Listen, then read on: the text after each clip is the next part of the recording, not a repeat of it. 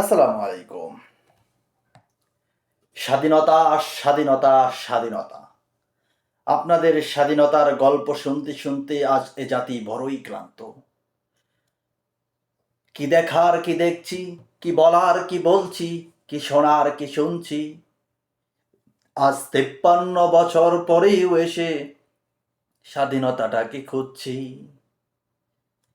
এই লোকটা বলছিল যে স্যার আমি আপনার সাথে কথা বলতে চাই, আমি আপনাকে রেসপেক্ট করি, আমি আপনাকে কথা বলতে চাই, কিন্তু ওনার আচরণটা ছিল বেশ অন্যরকম।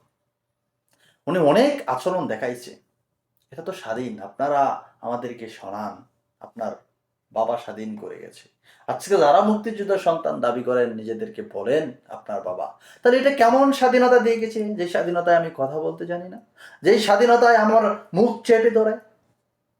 তার জন্যই আজকের যুব সমাজ এই যে লেখে, আজকের যুব সমাজ যে শুনতে ভয়, দেখতে ভয়, লিখতে ভয়, এমন দেশকে খুন সারারা স্বাধীন করে। 100%।